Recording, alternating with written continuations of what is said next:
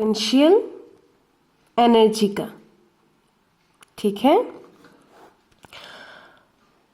तो मैंने पहले ही क्या बताया था, पोटेंशियल एनर्जी कोई भी एनर्जी जो एक बॉडी के पोजीशन पे डिपेंड करता है। ठीक है, कोई भी बॉडी जब रेस्ट में होता है उसके पोजीशन के उस पोजीशन में उसने जो एनर्जी अटेन की हुई है उस एनर्जी को हम लोग पोटेंशियल एनर्जी बोलते हैं। तो energy of a body due to its position is known as potential energy. ठीक है, या फिर when a body is in rest it acquires potential energy. जैसे कि वाटर जो आपका डैम में जो वाटर होता है स्टोर्ड किया हुआ होता है, एक रिजर्वर काइंड ऑफ वाटर होता है, वो क्या होता है जब आपके टरबाइन के साथ जब कांटेक्ट में आता है वो टरबाइन को घुमा के इलेक्ट्रिसिटी प्रोड्यूस कर लेता है। तो वो एक फॉर्म ऑफ एनर्जी से दूसरे फॉर्म ऑफ एनर्जी का कन्वर्शन होता है, वो अलग बात है। ठीक है, अब अगला टॉपिक आ जाता है कि आपका यही पोटेंशियल एनर्जी किस किस चीज पर डिपेंड करता है। पहला, ये potential energy is directly proportional to mass of the body. ठीक है, डायरेक्टली प्रोपोर्शनल मतलब अगर मास ज्यादा होगा पोटेंशियल एनर्जी ज्यादा होगा, अगर मास कम होगा पोटेंशियल एनर्जी कम होगा। दूसरा, यही पोटेंशियल एनर्जी डिपेंड करता है हाइट ऑफ द या फिर हाइट फ्रॉम द ग्राउंड। आपका बॉडी यहाँ पे है, रेस्ट में है, ये ग्राउंड है, तो आपका यहाँ से यहाँ तक का हाइट कितना है उस पर भी डिपेंड करता है, वो भी डायरेक्टली प्रोपोर्शनल होता है। ठीक है, greater the height above the ground greater will be the potential energy and vice versa. दूसरा आ जाता है चेंज इन शेप। आप अगर किसी एक इलास्टिक बॉडी को, ये जैसे कि स्प्रिंग हो गया, इसको जितना स्ट्रेच करोगे, जितना ट्विस्ट करोगे उतना ज्यादा इसमें पोटेंशियल एनर्जी आएगा। तो तीसरा आ जाता है change in shape. Greater the stretching, greater the twisting, greater the bending, more is the potential energy. जब आप नॉर्मली रबर को पकड़ के रखोगे, कोई भी ऐसे रबर होता है ना जिससे बांधते हैं, आप पकड़ के रखोगे वो आपको उतना चोट नहीं पहुंचाएगा जितना उसको स्ट्रेच करने पे आपको लगेगा, है कि नहीं। अब आते हैं पोटेंशियल एनर्जी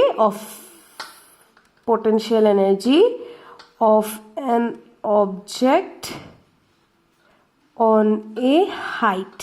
एक हाइट पे, सपोज ये ग्राउंड लेवल है, यहां से आपका एक बॉडी आपने रखा हुआ है हाथ में, इसका हाइट h है, तब आपका पोटेंशियल एनर्जी क्या होगा। ठीक है, सपोज एक बॉडी है जिसका मास m है, इसका मास क्या है, m है, उसको हमने एक हाइट h पे रखा हुआ है above the surface of the earth. तो जब हम लोग उस बॉडी को लिफ्ट करके ऊपर लेके जाएंगे तब नीचे की तरफ ग्रेविटेशनल पुल उसको खींचता रहेगा, ग्रेविटी उसको खींचता रहेगा, छोड़ने से ही वो गिर जाएगा ना।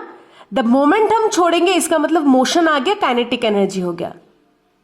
समझ में आ रहा है, जब हम किसी बॉल को उठाएंगे, उठा के हाथ में रख देंगे, वो रेस्ट में है पर एक हाइट है उसका अर्थ ग्राउंड लेवल से, तो वो क्या अटेन करेगा, पोटेंशियल एनर्जी।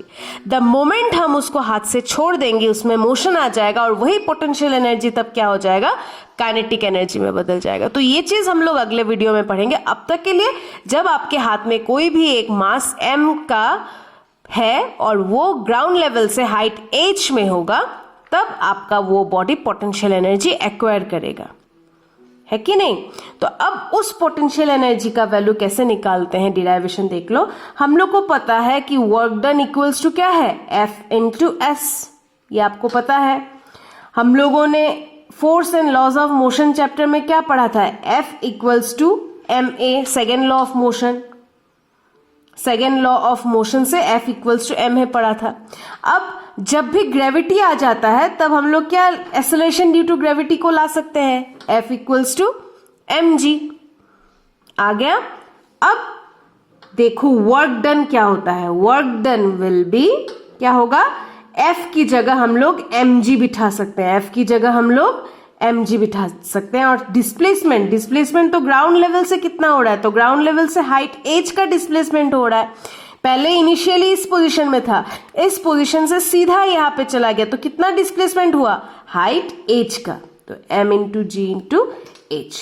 तो मैंने क्या कहा था, work done is nothing but energy, तो इसको हम लोग mgh दे सकते हैं। और ये energy is nothing but potential energy, जिसको हम लोग mgh दे सकते हैं।